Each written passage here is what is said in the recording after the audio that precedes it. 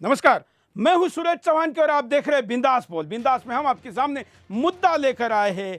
हम आपको आज ये स्पष्ट दिखाना चाहते हैं, समझाना चाहते हैं। हिंदुस्तान ने यह समझना इसलिए भी जरूरी है क्योंकि कश्मीर के विवाद के पीछे केवल पाकिस्तान नहीं है, पाकिस्तान तो है ही, लेकिन पाकिस्तान के पीछे चाइना है। यह हमको इसलिए भी समझना जरूरी है क्योंकि केवल पाकिस्तान ने हम दोनों शत्रु के साथ एक साथ लड़ने की बात करे, सोच रखे, समझे, चाइना के उत्पादकों के ऊपर बहिष्कार करे। इसलिए आज का यह कार्यक्रम आपको देखना जरूरी है। आज का एक एक मिनट आपको बताएगा कि कैसे चाइना पाकिस्तान के कंधे पर बंदूक रखकर हिंदुस्तान के ऊपर वार करा है। मुद्दे को विस्तार से देखते हैं।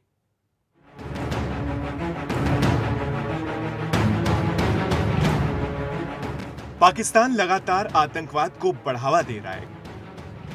कश्मीर में युवाओं के हाथों में हथियार पकड़ा रहा है।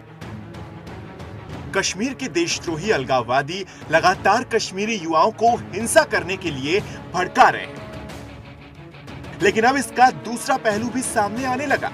जी हां, अब कश्मीर में हिंसा के तार चीन से जुड़ने लगे।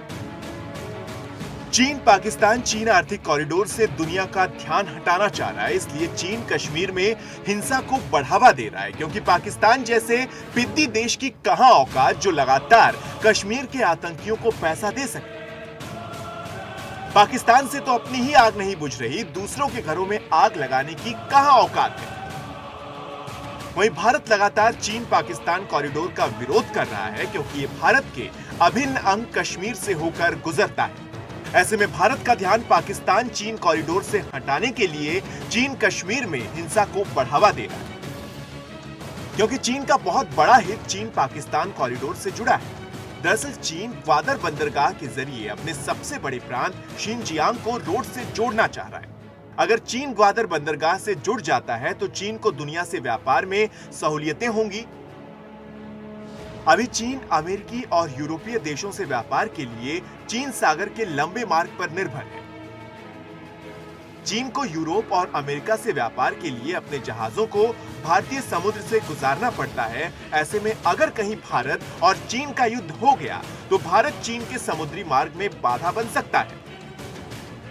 इसी को ध्यान में रखते हुए चीन पाकिस्तान में ग्वादर बंदरगाह का निर्माण करा रहा है। ऐसे में चीन डायरेक्ट समुद्र से रेल और सड़क मार्ग से जुड़ जाएगा।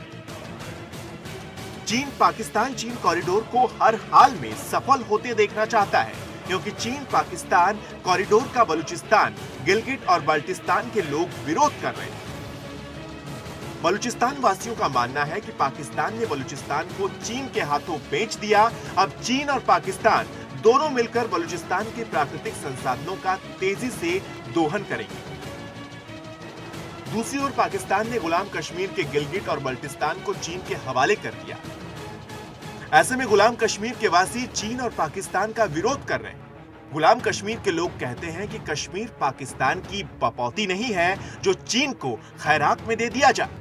ऐसे में चीन पाकिस्तान कॉरिडोर का विरोध लगभग पूरे पाकिस्तान में शुरू हो गया।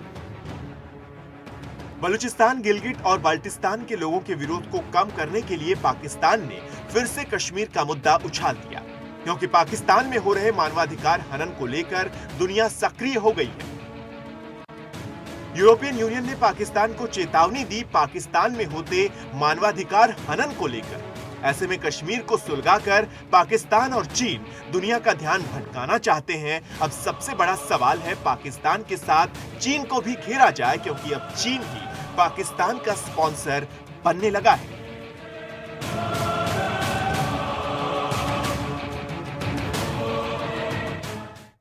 हम आपको तकनीक के आधार पर समझाते हैं। देखिए स्क्रीन पर जो नक्शे के आधार पर आप समझ में आए, ये चीन है।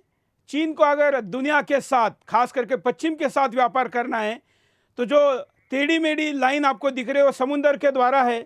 उस लाइन को इतना लंबा प्रवास करके, करीब जहाज़ों के हिसाब से कहे तो 20 दिन का प्रवास करके फिर वो चीन में पहुंचती है। अगर उसको शॉर्टकट में मध्य एशिया और यूरोप की तरफ जाना है तो चाइना पाकिस्तान इकोनॉमिकल कॉरिडोर, जो कि ग्रीन कलर में दिखाया है, यह भारत का जो हिस्सा है गुलाम कश्मीर पाकिस्तान के पास, उससे होते हुए ग्वादर पोर्ट पर जा रहा है। इसके कारण उसके 20 दिन बचेंगे और जीडीपी में 2% का फर्क चाइना के ऊपर पड़ेगा और हिंदुस्तान के लिए एक सरदर्द भी बन जाएगा। चाइना के लिए ज़रूरी है कि यह कॉरिडोर बने। यह कॉरिडोर बनने के लिए यह भी ज़रूरी है कि कश्मीर का विवाद उछलता रहे। अब तक के आज़ादी के बाद किसी भी सरकार ने दावा नहीं ठोका था गुलाम कश्मीर पर दोबारा, और पिछले 10 साल करीब 13 साल से जो चाइना ये कॉरिडोर बना रहा है, इस कॉरिडोर पर भारत के किसी भी सरकार ने कोई विरोध नहीं किया था, लेकिन नरेंद्र मोदी सरकार ने इसका विरोध किया है।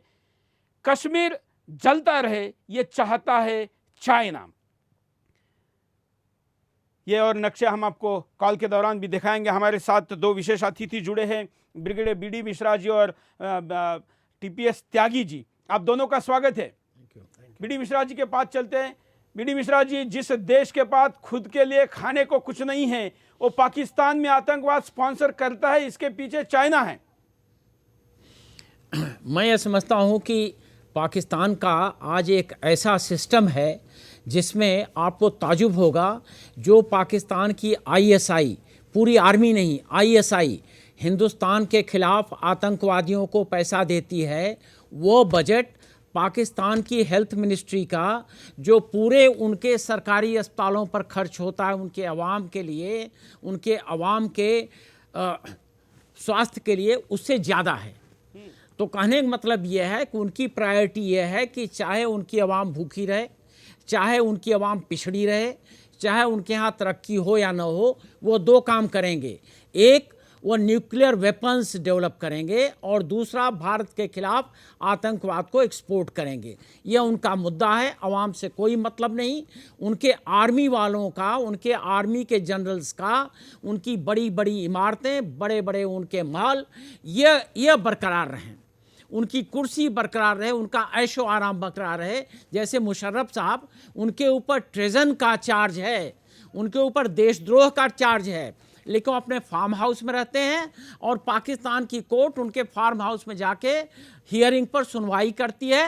वो 6 महीने में एक बार आए, कोई बात नहीं, लेकिन जब वहाँ जाते हैं तो मुशर्रफ साहब के उनके इमदाद पर वहाँ चाय पीते हैं और वहाँ पर सुनवाई करके वापस उनसे सलाम करके आते हैं। पाकिस्तान का ये स्टेट ऑफ अफेयर्स है, उनकी यह जुडिशरी है, उनका इंटरनल मैनेजमेंट है, अवाम की देखभाल उनके लिए कोई मायने नहीं रखती। और चीन ये चाहता है कि हिंदुस्तान को किस तरीके से घेरा जाए, और उसके लिए जो सबसे बड़ा मोहरा उसका है पूरे चेस बोर्ड पर पूरे विश्व में, वो पाकिस्तान है। और एक बात मैं और बताना चाहता हूँ, जो ये सिंकियांग से ग्वादर तक जो सड़क जा रही है, ये सिर्फ यही प्रोजेक्ट नहीं है, जो इनका 1 बेल्ट 1 रोड ये जो कॉन्सेप्ट है, इसमें इसी ग्वादर से लाहौर तक 6 वे रोड आएगी और इस्लामाबाद तक आएगी, और इस्लामाबाद से लाहौर तक आएगी और वो हमारे बॉर्डर पर पहुंचेगी। बिल्कुल। और बॉर्डर पर जब पहुंचेगी तो हमारा जो चाइनीज़ का, उनको अगर हमको हमारे साथ कोई लड़ाई करनी है तो जो स्नो पीक से होना था, अब वो मेटल रोड से होगा। तो इसका ये अर्थ है। वैसे भी हमारे पूर्व के क्षेत्र में उन्होंने अपने हाईवेज को लाके रखा ही है। बिल्कुल सही बात है। और इसके लिए जब नरेंद्र मोदी जी ने यह कहा कि ये गलत है, ये पीओके में ये हमारा हिस्सा है, तो ये चुप रह गए। इसका कारण ये है कि 1959 में जब इन्होंने कराकोरम मार्ग शुरू किया था तो भारत से कोई विरोध नहीं हुआ। अगर विरोध उस वक्त पुख्ता विरोध होता तो शायद ये हाल नहीं होता जो आज पहुंचा है। आज जो पूरी हमारी लपट, यहाँ पाकिस्तान की लपट हमको अफेक्ट कर रही है, ये इसीलिए है कि बहुत दिनों तक हम बोले ही नहीं हिंदी चीनी भाई भाई, हिंदी चीनी भाई भाई, ये पंचशील ये होता है। इस कॉरिडोर पर भी पहली बार अगर कोई प्रधानमंत्री बोला है तो नरेंद्र मोदी बोले हैं। त्यागी जी के पास चलते हैं। त्यागी जी, चाइना पाकिस्तान के कंधे पर बंदूक रखकर हिंदुस्तान के ऊपर जो वार कर रहा है, इसके बारे में टीवी चैनलों पे भी रणनीतिक डिस्कशन में बात नहीं होती। ब्रिगेडियर मिश्रा ने बहुत सही कहा कि जब कारकोरम में ये सड़क बनाने का काम चल रहा था, उस वक्त किसी ने आवाज़ नहीं उठाई, लेकिन चाइना जो चाहता है वो चाहता है, हम उसे कैसे रोक सकते हैं? जो पाकिस्तान चाहता है वो चाहता है, हमको भी तो ये करना चाहिए कि हम क्या चाहते हैं। देखिए सर, बात ऐसी है कि जब कोल्ड वार का पीरियड चल रहा था तब एक बात तय हो गई थी कि किसी भी देश की आंतरिक व्यवस्था में आप बाहर के देश के कारण उसमें दखलंदाजी पैदा कर सकते हैं, और पश्चिमी देशों ने ये दखलंदाजी पैदा की और जो सोवियत संघ था वो टूट गया। ये बात जो चाणक्य ने बहुत पहले कही थी, जिसका इस्तेमाल पाकिस्तान कर रहा है कश्मीर में, ये हिंदुस्तान को बहुत पहले से कर देनी चाहिए थी। अब पहली दफ़ा नरेंद्र मोदी जी ने जो बलूचिस्तान की बात कही है, ये बिल्कुल सही कही है, क्योंकि अगर अब उस सड़क के ऊपर कश्मीर में पीओके में और बलूचिस्तान में विरोध होता है तो निश्चित बात है कि वो सड़क नहीं बन पाएगी। और अगर ये सड़क बन भी जाती है तो एक काउंटर मेजर भी इसका ग्वादर पोर्ट के पास एक दूसरे पोर्ट को डेवलप करने का ऑलरेडी डिसीजन ले लिया गया है। लिहाजा अब आवश्यकता इस बात की है कि अब हम तटस्थ बन के ना बैठें। अब हमारी जिम्मेदारी है कि हम दूसरे देशों में भी वही करें जो कोल्ड वार के पीरियड में अमेरिका ने रशिया में किया था। दुनिया कर रही है, जो दुनिया के नेपाल में यूरोपियन यूनियन कर रही है, चर्च कर रहा है, खाड़ी देश कर रहे हैं। वहां पे धर्मांतरण इसीलिए करवाया जा रहा है क्योंकि नेपाल का हिंदू हरिजन खत्म हो जाएगा तो वहां पर दूसरी कंपनियों को, देशों को आकर हस्तक्षेप करना आसान हो जाएगा। कई कॉलर हमारे साथ जुड़े हैं, कुछ कॉलर के पास भी चलते हैं। आप भी कॉल करके इस मुद्दे में और जानकारी दे सकते हैं। पहले कॉलर से बात करते हैं। जय हिंद। हाँ सुरेश जी नमस्कार, जय हिंद। बोलिए। अशोक पंचाल, दिल्ली सादरा से। बोलिए। हाँ सुरेश जी, पाकिस्तान का जो मतलब पाकिस्तान को जो गोद लेने वाले थे, पहले अमेरिका था गोद लेने वाला, उसने गोद लिया हुआ था, और अब चाइना ने ले लिया है गोद उसको। और मैं ये कहना चाहता हूँ कि चाहे किसी ने भी उसको गोद लिया है, चाहे पाकिस्तान के पीछे कितने भी लोग हो, कितने भी देश हो, लेकिन हमें जो है पाकिस्तान को करारा जवाब देके उनको चुप बैठाना है। और अगर हम अभी फिलहाल ये काम नहीं कर पाएंगे ना तो कोई उसका रिजल्ट नहीं निकलेगा। बिल्कुल, धन्यवाद। हम आपको पाकिस्तान और चाइना का क्या गठजोड़ है ये दिखाते हैं।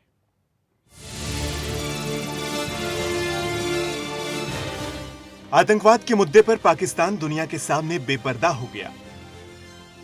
दुनिया में कहीं भी आतंकी घटनाएं हों, उनके किसी न किसी तरह से तार पाकिस्तान से जुड़ते ही हैं। क्योंकि हर आतंकी को पाकिस्तान में ही ट्रेनिंग मिलती है, ऐसे में चीन हमेशा पाकिस्तान के लिए ढाल बन जाता है। जी हां, पाकिस्तान को आतंकी स्टेट बनाने में हमेशा चीन का हाथ रहा। चीन ने दुनिया की आंखों में धूल झोंककर पाकिस्तान को गैर कानूनी तरीके से परमाणु तकनीक बेची। 70 और 80 के दशक में पाकिस्तान ने चीन से परमाणु तकनीक हासिल की।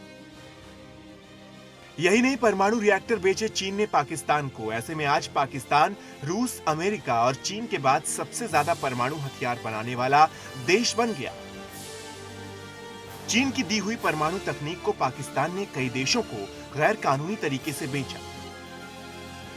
पाकिस्तान ने उत्तर कोरिया को 80 के दशक में परमाणु तकनीक बेची।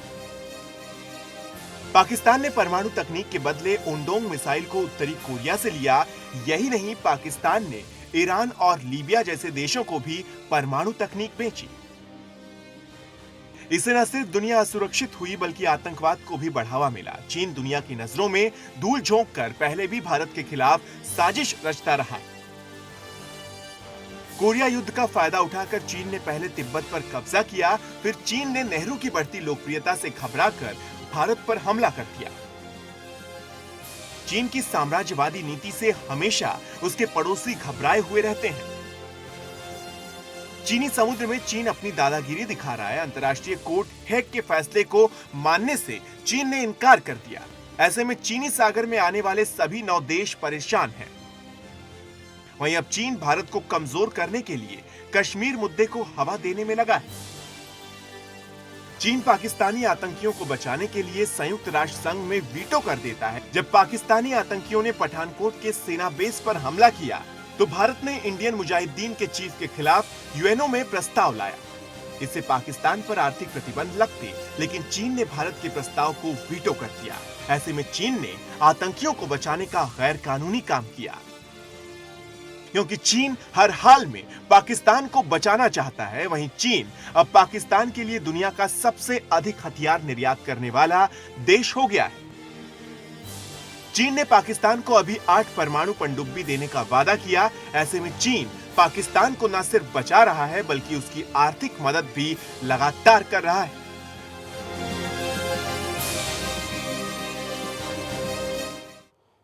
एक हमारे साथ स्काइप कॉलर है, उनके पास चलते हैं। जय हिंद, बोलिए, जय हिंद क्या सुरेश कहना है आपको? जय हिंद सुरेश जी, मैं प्रशांत उपाध्याय पठानकोट से बोल रहा हूँ। हाँ, सर, चीन को सबक सिखाने के लिए लड़ाई की या बॉर्डर पे लड़ने की ज्यादा जरूरत नहीं है। जितना चाइनीज आइटम हमारे यहाँ इंपोर्ट होता है, अगर भारत के लोग सिर्फ उसका उपयोग बंद कर देना तो चीन की इकोनॉमी आधी तो ऐसे ही टूट जाएगी, और उसको सेना का खर्च उठाने के लिए इसकी बहुत जरूरत है। जो पैसे हैं, मुझे लगता है आधे पैसे तो वो भारत में इंपोर्ट करके अपने सेना का खर्च उठाता है। तो अगर हम भारतीय सिर्फ चाइनीज आइटम्स का यूज बंद कर दें तो उसकी आधी इकोनॉमी ऐसे ही टूट जाएगी, उसको सबक मिल जाएगा। बिल्कुल। लेकिन हिंदुस्तान ने तय करना चाहिए। बार बार हम इस कैंपेन को पिछले कई सालों से लेकर आते हैं, और अभी त्योहारों का जो समय आ रहा है, इसको देखते हुए इसको दोबारा भी करने की जरूरत है। हम तो करेंगे, लेकिन हर बार जब भी चीन का नाम आए, चाइना का नाम आए, तो समझ लीजिए कि आपने अगर उनका एक प्रोडक्ट खरीदा है तो उस प्रोडक्ट का मुनाफा आप चाइना के सिपाही के बंदूक को, गोली को स्पॉन्सर करने के रूप में दे रहे हैं, जो हिंदुस्तान के सैनिक की तरफ मारे जाने वाली। और इसलिए चाइना ये हमारा सबसे बड़ा दुश्मन है। इसको बार बार हम इसलिए आपके सामने लेकर आ रहे हैं क्योंकि पाकिस्तान तो एक ऐसा प्यादा है जिसको हम कभी भी हरा सकते हैं, लेकिन चाइना के साथ लड़ाई के लिए हमको लंबी रणनीति की जरूरत है। और जो कि कॉलर ने अभी कहा कि चाइना को हराने के लिए बंदूकें और सैन्य ताकत की तैयारी के पहले हिंदुस्तान ने एक संकल्प लेना चाहिए, और वो संकल्प है चाइनीज सामान का बहिष्कार। छोटे से ब्रेक के लिए रुकते, ब्रेक के बाद फिर आएंगे बिंदास बोलचाल।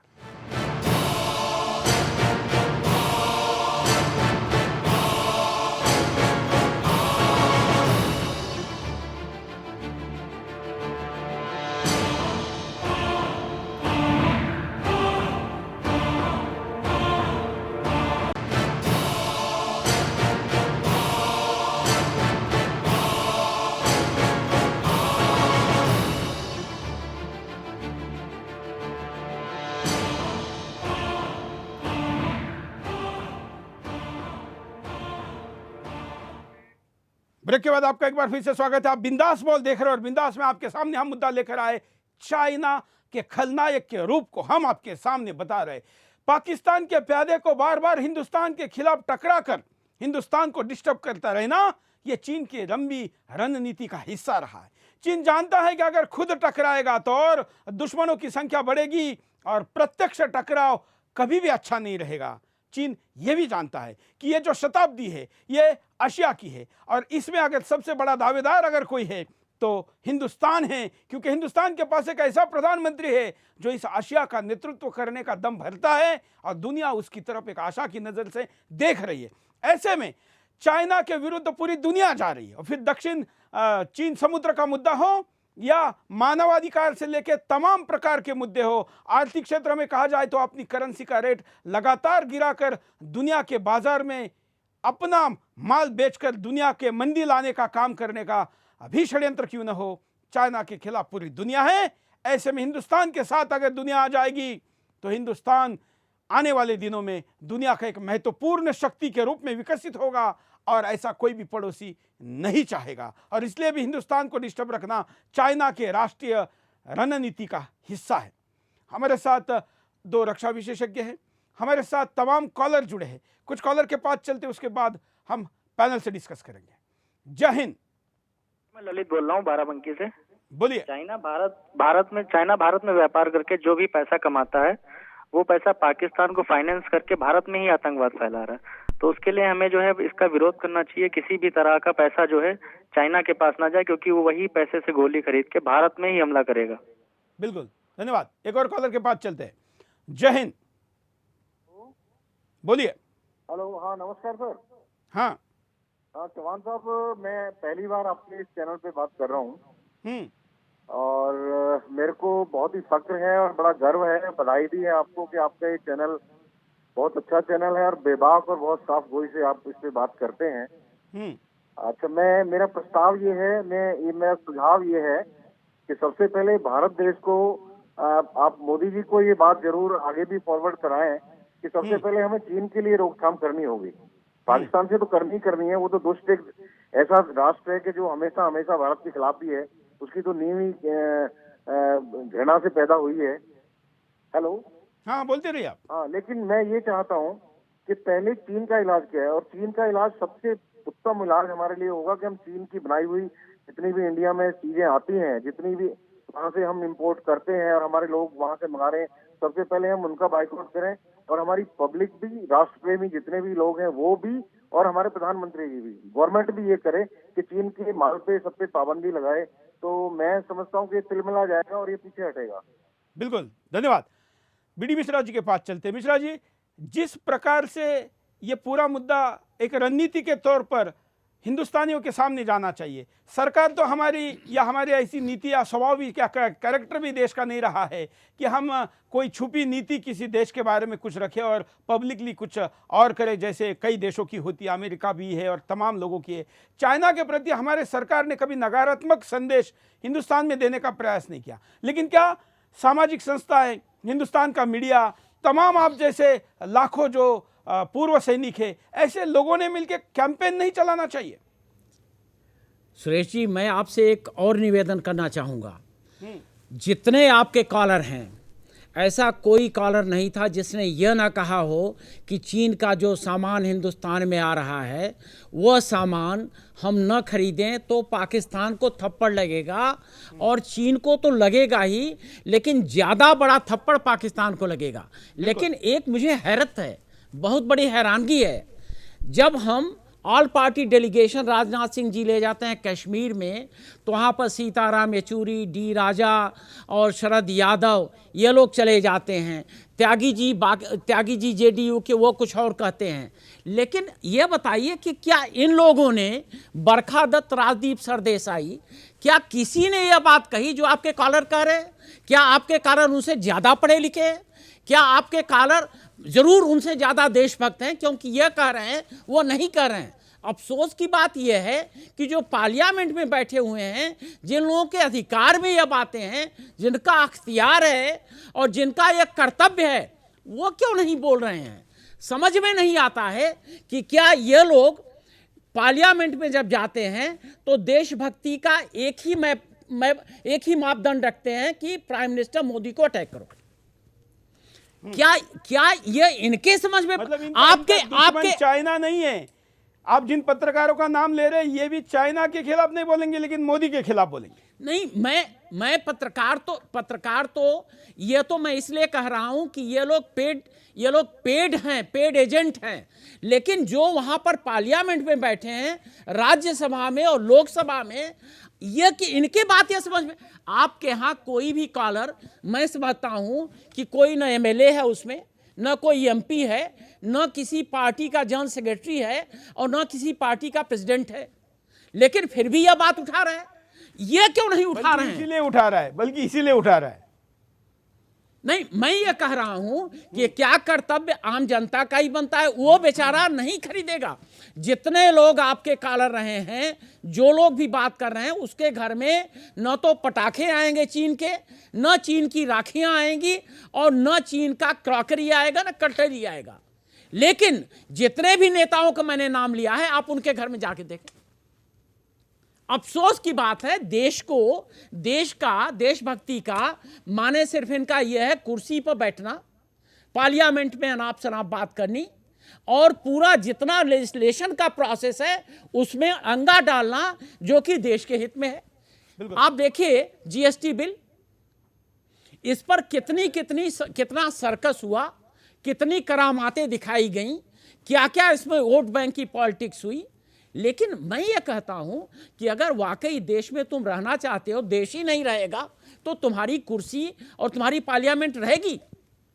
यह समझ में नहीं आता है। और क्या यह ज्ञान इनको माँ के दूध में नहीं आया? क्या यह ज्ञान इनको प्राइमरी स्कूल के टीचर ने नहीं बताया? क्या ये ज्ञान इन लोगों ने अपने मैनिफेस्टो में नहीं लिखा? बात क्या है? करारा जवाब जरूर कहेंगे और फिर क्रिटिसिज्म में कह देंगे कि भाई इन्होंने यह कहा, इन्होंने यह कहा, इन्होंने यह कहा। वो सवाल नहीं है, सवाल यह है आप ये क्या कर रहे हैं? संसद में ऐसे भी सांसद है मणिशंकर अय्यर जैसे, जब हिंदुस्तान और चाइना का युद्ध हुआ था तो चाइना की सेना हिंदुस्तान की मुक्ति सेना है, उसका स्वागत करो, ऐसा करके ये रैलियां निकालते थे। खैर ये लोग तो पाकिस्तान में जाके सब कुछ कहते हैं और पाकिस्तान में दुहाई लगाते हैं कि उनकी हमारी पॉलिटिक्स वह कंट्रोल करें, जबकि उनके यहाँ कोई पॉलिटिक्स नहीं है। मैं कहता हूँ कि ये चैनल के ऊपर जब बात हो रही है, ये लोग क्या करते हैं इससे लेना देना नहीं, हमें क्या करना है ये देखें। क्या मुझे ये बताइए कि चाइना आज ये लेना देना है कि इनके कान में ये बात डालें, चाइना इनके कान में ये बात डालें। हाँ, बहुत अच्छी बात है। चाइना आज हिंदुस्तान का विरोध कर रहा है, क्या पहले नहीं कर रहा था? क्या 1962 में नहीं कर रहा था? क्या उसने ये नहीं कहा कि अरुणाचल प्रदेश हिंदुस्तान का नहीं है बल्कि चाइना का है? उसने तो इसका नाम भी रख दिया था ज़ैंगनैन। क्या चाइना ने अपनी पूरी तैयारी नहीं कर ली? उसने सरहद तक पूरी सड़कें और पूरे 2 डिवीज़न को एक साथ 24 घंटे में लॉन्च करने की तैयारी नहीं कर ली? हमने नहीं की। चलिए, जो नहीं हुआ अब कर सकते हैं। अगर सैनिक के स्वाभिमान की बात किसी से सीखनी है तो ऐसा एक मुल्क है जिसका नाम है इजराइल। और मैं ये कहना चाहता हूँ कि जब रशिया ने एक joint exercise, military exercise Pakistan में की और शुरू कर दी, ये अच्छी बात है कि हमारे कहने पे उसने पीओके में नहीं की। क्या हम जम्मू एंड कश्मीर में इजराइल के साथ एक जॉइंट मिलिट्री एक्सरसाइज नहीं कर सकते? और इसमें कोई संविधान संशोधन की आवश्यकता नहीं है। और जिन लोगों का मिश्रा जी जिक्र कर रहे हैं, हमें उनसे सहमति लेने की भी आवश्यकता नहीं है, बजट भी इन्वॉल्व नहीं है, और एक ही एक्सरसाइज से संदेश अच्छी तरह से चला जाएगा। अमेरिका के एक प्रेसिडेंट ने कहा था कि भारत के 20 टुकड़े होंगे, और चाइना ने 2013 में बाकायदा एक कॉन्फ्रेंस के अंदर ये कहा था कि भारत के 20 टुकड़े होंगे। शायद वहाँ से ये बात आई होगी जेएनयू में, जब लोगों ने कहा कि भारत तेरे टुकड़े होंगे इंशाअल्लाह इंशाअल्लाह। ये तो 23 त्यागी जी, हिंदुस्तान में आज 23 ऐसे आंदोलन चल रहे हैं जो हिंदुस्तान में 23 अलग राज्य नहीं, 23 अलग देश मांगने का षड्यंत्र चलते हैं। इनकी कॉन्फ्रेंस दिल्ली में होती है, ओपन होती है। भारत का मीडिया इसको मानवाधिकार के रूप में दिखाने का गंदा षड्यंत्र करता है। ये 20 टुकड़े और 23 टुकड़ों की बात लंबी है और इसके पीछे चाइना है, जो आज हमारा देश में सब तरफ नक्सलवाद फैला है, माओवाद फैला है। उसके पीछे कौन है? उनके पास किसके पैसे आते हैं? उनके पास कौन सी बंदूकें हैं? उनके पास कौन से संसाधन हैं? चाइना इसको स्पॉन्सर करता है। और इसी प्रकार से इन्होंने नेपाल में भी किया था और अब हिंदुस्तान में भी ये जारी है। लेकिन पता नहीं क्यों हिंदुस्तान की ये राष्ट्रीय नीति क्यों नहीं बन पा रही है कि हम चाइना का जहां भी संभव हो हर जगह विरोध करें। कुछ कॉलर के पास चलते हैं। जय हिंद, बोलिए, क्या कहना है आपको? हाँ जय हिंद। बोलिए। हाँ जय हिंद सुरेश जी, जय हिंद। बोलिए बोलिए। जय हिंद। मैं मोहम्मद आदिल लखनऊ से। सुरेश जी, मैं मोहम्मद आदिल लखनऊ से। बोलिए सर, मुझे ये कहना है कि सबसे पहले तो मैं आपको सुरेश जी बधाई का पात्र बधाई के लिए देता हूँ कि आपको मैं बिंदास बोल और चलते चलते का बहुत बड़ा फैन हूँ। और सब दूसरी बात यह है कि चीन हमें ये ना समझे कि हम 1962 वाले हिंदुस्तानी है। आज हमारे प्रधानमंत्री पीएम मोदी है, ये ना समझे कि कोई हमारे मोदी किसी से डर के रहते हैं। आज के पीएम 1962 वाले पीएम नहीं है। और सुरेश जी, मैं दूसरी बात ये कहना चाहता हूँ कि हमें जो आजकल डिबेट चल रही है कि हमें युद्ध नहीं करना चाहिए, हमें किसी चीज से ये नहीं करना चाहिए, हमें वो नहीं करना चाहिए। मैं ये कहना चाहता हूँ सुरेश जी कि जिन लोगों के बेटे शहीद होते हैं वो जानते हैं कि कैसे युद्ध, क्यों नहीं युद्ध किया जाए। हमारे जवान 18 जवान शहीद हुए हैं सुरेश जी, हमें बहुत अफसोस है, हमारे दिलों पे चोट लगी है। जो लोग युद्ध के लिए मना करते हैं, क्या उनके बेटे फौज में जाके सरहद पे शहीद हुए हैं? मैं सबसे पहले आपसे सुरेश जी यही सवाल करना चाहता हूँ। बिल्कुल, बहुत अच्छी बात आपने कही, धन्यवाद। बड़ी अच्छी जोशपूर्ण और बात आपने रखी है। अगले कॉलर के पास भी जाएंगे, लेकिन उसके पहले कारणों में नजर डालते हैं। देखिए आपके स्क्रीन पे गुलाम कश्मीर के लोगों की आवाज दबाई जाती है। गुलाम कश्मीर के लोग चीन पाकिस्तान कॉरिडोर का विरोध कर रहे हैं क्योंकि पाकिस्तान ने चीन को गुलाम कश्मीर का कुछ हिस्सा खैरात में दे दिया। इससे गुलाम कश्मीर के लोग भड़के हुए हैं। चीन पाकिस्तान कश्मीर में आग भड़काकर दुनिया का ध्यान बांटना चाहते हैं। चीन और पाकिस्तान दोनों कश्मीर में हिंसा को बढ़ावा दे रहे हैं क्योंकि पाकिस्तान के लोग चीन का विरोध कर रहे हैं। जिस तरह से पाकिस्तान चीन को खैरात में बलूचिस्तान के प्राकृतिक संसाधन और गुलाम कश्मीर की जमीन दे रहा है। चीन पाकिस्तान कॉरिडोर बलूची और गिलगिट बाल्टिस्तान के लोगों की लाशों पर बनता है। बलूची लोग चीन पाकिस्तान कॉरिडोर का विरोध कर रहे हैं, इसलिए पाकिस्तानी सेना बलूची लोगों का नरसंहार कर रही है। आईएसआई बलूची युवाओं को उठाकर ले जाती है और उनके शरीर के अंग अंग को बेच देती है काटकर। चीन अंतर्राष्ट्रीय कानूनों को मानने से इनकार करता। चीन अंतर्राष्ट्रीय कानूनों की अनदेखी करके पाकिस्तान को गैर कानूनी तरीके से हथियार बेचता है, परमाणु सामग्री बेचता है। पाकिस्तान चीन से परमाणु टेक्नोलॉजी हासिल करके दुनिया के खतरनाक देशों तक पहुंचाता है। चीन के गैर कानूनी कारनामों की वजह से दुनिया असुरक्षित हो गई है। चीन भारत को तोड़ने की साजिश करता। चीन के थिंक टैंक ने कहा कि भारत विविधताओं का देश है, ऐसे में भारत को 15 से 20 टुकड़ों में तोड़ा जा सकता है। चीन को भारत के अलगाववादियों का साथ देना चाहिए जिससे भारत कमजोर हो जाए। अब चीन ने भारत को तोड़ने के लिए उसी रास्ते पर चलना शुरू कर दिया।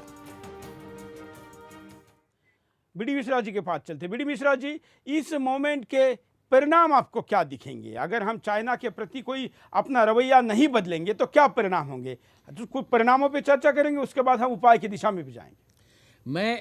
मैं ये समझता हूँ कि उपाय पहले होगा तभी परिणाम होंगे। मैं एक आपको उपाय सजेस्ट करना चाहता हूँ। देखिए, 18 अप्रैल 1959 में 1959 में दलाई लामा तेजपुर आए थे और वो टेम्पोरल हेड थे वहाँ तिब्बत के। इसके माने कि उनके साथ एक गवर्नमेंट इन एग्जाइल आ गई और वो अभी भी गवर्नमेंट इन एग्जाइल चल रही धर्मशाला में।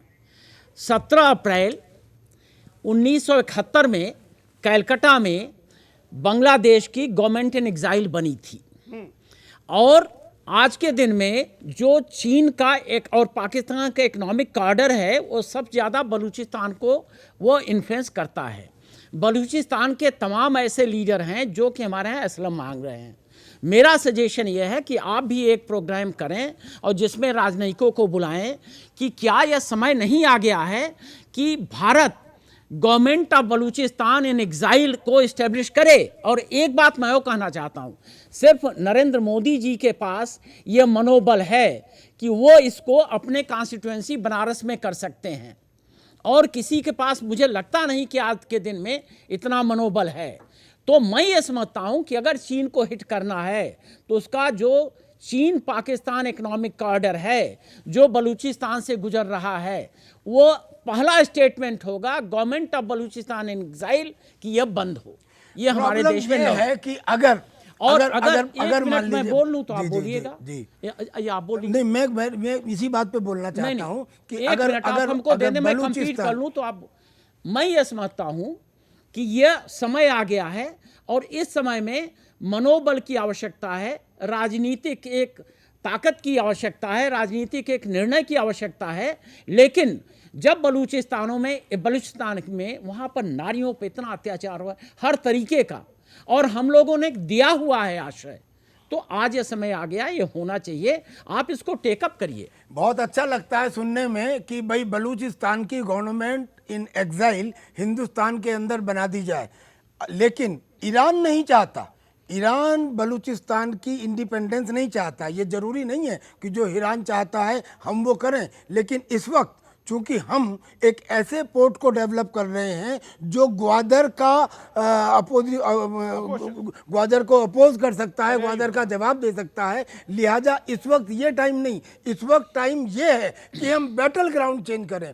क्या ज़रूरी है कि आतंकवाद की घटनाएं सिर्फ जम्मू एंड कश्मीर में होती रहें और हमारी ज़मीन जो है उसी के ऊपर लड़ाई होती रहे? हम कह रहे हैं बैटल ग्राउंड चेंज करें। आर्मी की टैक्टिक्स भी है, कंसीलमेंट और कैमोफ्लेज और डिसेप्शन, क्यों ना गुजरात के अपोजिट में हमारी इंडियन नेवी पाकिस्तान नेवी से कहीं ज़्यादा ताकतवर है। हम क्या उनके कराची पे एक सर्जिकल स्ट्राइक नहीं कर सकते, बजाय इसके कि पीओके के उन कैंपों के ऊपर सर्जिकल स्ट्राइक के ऊपर जोर दिया जाए जिसके ऊपर सबकी जगह है। लिहाजा बैटल ग्राउंड को चेंज किया जाए, और बैटल ग्राउंड को चेंज करने के साथ साथ दूसरा काम जो हमको किया जाए वो ये कि भाई पाकिस्तान को कंट्रोल करने का रास्ता कश्मीर से होके गुजरता है, कश्मीर को कंट्रोल करने का रास्ता पाकिस्तान से होके नहीं गुजरता। ये हम गलती करते रहे हैं। हम समझते हैं कि शायद कश्मीर को पाकिस्तान के थ्रू कंट्रोल करेंगे, नहीं, पहले कश्मीर को कंट्रोल करना है। और उन उदारवादी नेताओं को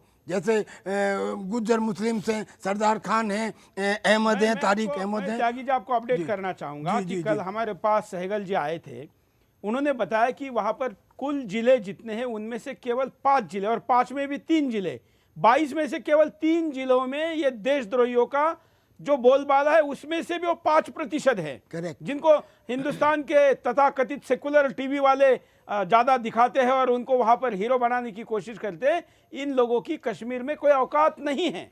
ये अंतर्राष्ट्रीय मीडिया, खास करके चाइना और पश्चिम के मीडिया की उपज है कि वहाँ के नेताओं को महत्व दिया जाता है। अब मीडिया की बात क्यों सुने? मैं तो प्रधानमंत्री जी से कहता हूं कि कम से कम एक काम तो अविलंब कर दें जिसमें जरा भी देर ना हो। अलगाववादी और ये जो कट्टरपंथी हैं सब जानते हैं, इनको गिरफ्तार करें तुरंत। और बस आप देखिए इस वक्त पूरा देश उनके साथ है। वो अगर ये एक्शन लेते हैं, मैंने बताया ना कि पाकिस्तान का रास्ता कश्मीर से होकर गुजरता है, आप कश्मीर में ये काम कर दीजिए, you will find the things will improve 100%।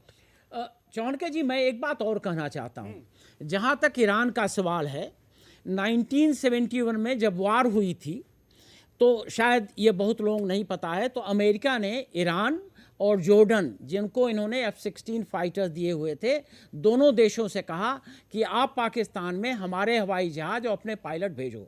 Iran और जॉर्डन दोनों के कुछ हवाई जहाज आए थे, लेकिन उनके पास इतनी हिम्मत नहीं थी कि वो फ्लाई करें और हमारे जेट्स उनको मारें और फिर वो पूरे विश्व में बदनाम हो। एक तो ये हो गया ये, और दूसरा जो चाबहार की बात हो रही है, सोचना यह पड़ेगा कि जो पाकिस्तान में बलूच हैं, बलूचिस्तान है, उनका काफ़ी एथनिक पार्ट ईरान में भी है, और अगर यहाँ पर कोई डिस्टेबलाइजेशन होगी तो उनको इफेक्ट करेगा। लेकिन यह नहीं भूलना चाहिए कि हक्कानी ग्रुप का जो कैंप है वो भी बलूचिस्तान में है, और अफ़गानिस्तान नहीं चाहता है क्योंकि अफ़गानिस्तान और ईरान दोनों के साथ हमारे संबंध बढ़ रहे हैं। और चाबहार का जो काफ़ी एक हिस्सा है, इसका जो काफ़ी एक इन्वेस्टमेंट है, वो इंडिया सपोर्ट करता है उसको। और दूसरी बात यह है कि ये अल्टरनेटिव है ग्वादर का, और अगर ये अल्टरनेटिव है, एक काउंटर है ग्वादर का, तो जितना भी ट्रेड होगा 70 माइल्स की है पूरी दूरी, 35 नॉटिकल माइल्स है पूरी दूरी। इतनी कम है कि ग्वादर वहाँ पर मीनिंग नहीं होगी। लेकिन ग्वादर तो प्राइमरली चीन का है और चीन इस्तेमाल करेगा इसको, चाहे खाड़ी के देशों से कुछ हो, अफगानिस्तान से हो या ना हो, लेकिन चीन का तो यहाँ पर इतना ज़्यादा ट्रेड होगा कि वो बैलेंस कर लेगा। मैं ये समझता हूँ कि चाहे कुछ भी हो, लेकिन आपको जो ये कार्ड है बलूचिस्तान वाला, ये हर तरीके से खेलना पड़ेगा, और ये कार्ड दोनों को हिट करता है। इसको बैलेंस किया जाए जिस भी तरीके से किया जाए। लेकिन मैं ये समझता हूं कि ये कार्ड, सिर्फ प्राइम मिनिस्टर ने 3 लाइनें बोली थी 15 अगस्त को लाल किले से, 3 लाइनें बोली थी, पाकिस्तान इज ऑन फायर, चीन इज ऑन फायर। तो मैं ये समझता हूं कि यह कार्ड छोड़ने लायक नहीं है। बिल्कुल। त्यागी जी, कार्यक्रम के आखिर में जी उपाय। जी हाँ, मैं बस उपायों की ही बात करना चाहता हूँ सर। मेरा पहला उपाय तो ये है, माफ़ कीजिएगा ये आपके लिए भी है, कि हमारे हिंदुस्तान के टीवी चैनल्स के ऊपर पाकिस्तान के पैनलिस्ट को क्यों बुलाया जाता है? क्या हिंदुस्तान के लोगों को पाकिस्तान में बुलाया गया और वो लोग आके जब यहाँ अनाप शनाप करते हैं तो हमारे लोगों के दिमाग में गलत संदेश जाता है। दूसरी बात ये कि जो थोड़ा बहुत मिश्रा जी कह रहे थे कि ये लोग जिसमें बरखा दत्त वगैरह के, एक बात मैं आपको बताना चाहता हूँ, हम पहले नहीं बुलाते थे जी, लेकिन हमने इसलिए बुलाना शुरू किया क्योंकि हिंदुस्तान में कुछ टीवी चैनलों पर जो पाकिस्तान के लिबरलाइजेशन के नाम पे या मानवता के नाम पे पाकिस्तान का या सेकुलरिज्म के नाम पे या झूठी पत्रकारिता की शान के लिए कुछ लोग पाकिस्तान का पक्ष रखते हैं। हिंदुस्तान के मीडिया के कुछ एंकर उन लोगों को, उस पक्ष को और पाकिस्तान से बैठने वाले मीडिया के पर्सन के पक्ष को हम सामने रखना चाहते हैं, क्योंकि हम एक तरफा बात करेंगे तो हमें वास्तव तो हमारे साथ है, सच्चाई हमारे साथ है, जवाब हमारे साथ है, तर्क हमारे साथ है, उनके पास कुतर्क है। तो क्यों ना हम उनके कुतर्कों को लोगों के सामने रखें और हमारी सच्चाई उनके सामने रखें। हम वहां से झूठ बोलने वाले को कभी बोलने नहीं देते, लेकिन अपनी सच्चाई तो उसके सामने रखते हैं और इसलिए सुदर्शन पर हम उनको लेते हैं। चलिए मान लेते हैं सर, इस बात को मान लेते हैं, लेकिन अब आवश्यकता ये है, फौज को कुछ नहीं चाहिए, फौज को कोई सपोर्ट नहीं चाहिए। हम लोग जो खाली ऐसी दाल को खा के कारगिल की लड़ाई लड़ सकते हैं कि जो ऊपर पहुंचते पहुंचते जम जाती थी, हमको क्या चाहिए कि एक बार तो पूरा देश एकजुट होके फौज को कह दे कि चलिए आप काम आगे करो। और वो एकजुट कैसे हो? क्या किसी के पास कोई मैजिक फार्मूला है? वो मैजिक फार्मूला सुरेश जी आप ही ने दिया है और वो मैजिक फार्मूला जय हिंद है, लेकिन इसमें ताकत आनी चाहिए, इसमें हथियार बनना चाहिए, पहचान बननी चाहिए। और वो कैसे बने? प्राइम मिनिस्टर और प्रेसिडेंट क्या एक ऑर्डिनेंस जारी नहीं कर सकते कि किसी भी पब्लिक प्लेस के ऊपर, हिंदू हो या मुसलमान, गुड मॉर्निंग, नमस्ते, आदाब, सत श्री अकाल, ये नहीं, जय हिंद बोलना म्यूचुअल ग्रीटिंग्स में कंपलसरी होगा। अगर ये फौज में किया जा सकता है, पूरे देश में भी किया जा सकता है। बड़ा छोटा सा पॉइंट है, लेकिन जटिल समस्या का इस वक्त पहला स्टेप 10 साल पहले जब सुदर्शन शुरू किया तब से हमने ये शुरुआत की है। हमारा एंकर, हम फ़ोन भी जब उठाते हैं या जब चैनल पे भी बोलते हैं तो जय हिंद से शुरुआत करते हैं। अब हिंदुस्तान की कई एयरलाइंस ने भी शुरू किया है, कुछ प्राइवेट कंपनियों में भी शुरुआत हुई है। अब जो कह रहे हैं इस बात को हिंदुस्तान पूरा आपस में भी बातचीत में करेगा तो एक राष्ट्रभक्ति का अच्छा संदेश जा सकता है। मैं आप दोनों का आभारी हूं, आपने टाइम निकाला और इस मुद्दे पर बात रखी। मैं तमाम देशवासियों को एक अंतिमतः कार्यक्रम के आखिर में बार बार जिस आह्वान को करता हूं कि सरकार को तो जो करना है सरकार करेगी। सरकार एक बहुत बड़ी व्यवस्था होती है, उसको कुछ सेंटीमीटर भी हिलना होता है तो पूरी खाका जो है वो हिलाना पड़ता है। लेकिन जो राष्ट्रीय जनमानस होता है वो तो सब एक दूसरे से ऐसा जुड़ा हुआ है कि वो माइक्रो सेकंड में हिल सकता है, दिशा बदल सकता है, निर्णय कर सकता है, संकल्प कर सकता है। और वो संकल्प होना चाहिए चाइनीज प्रोडक्ट का बैन। एक उदाहरण मैं कई बार देता हूं और बार बार इसलिए देना चाहूंगा कि हम इसको कभी ना भूलें। जापान की राष्ट्रभक्ति हमको सीखना जरूरी है। जापानी लोगों में संतरा खाने की बहुत चाहत होती है। एक सीजन में वहां पर बारिश कम हुई और किसानों के यहाँ पर संतरे का उत्पादन नहीं हुआ, तो वहां के बाजार ने सोचा कि जापानी लोगों को संतरा पसंद है, तो अमेरिका से उन्होंने संतरा मंगाया। लेकिन देशभक्त जापानियों ने कहा कि अगर हमारे देश में संतरा नहीं हुआ है तो हम नहीं खाएंगे। अमेरिका से लाया हुआ संतरा सड़ गया, लेकिन संतरे के शौकीन जापानियों ने संतरा नहीं खाया। संतरे को आयात करने की परमिशन देना जापानी सरकार की नीति मजबूरी हो सकती है, लाना बाजार की लालच हो सकती है, लेकिन नहीं खाने का संकल्प एक देशभक्त नागरिक का हो सकता है। क्यों नहीं हम सरकार क्या करे और बाजार क्या करे ये विचार करने के बजाय जापानियों जैसा संकल्प करें कि हम हिंदुस्तान में चाइना का सामान नहीं लेंगे।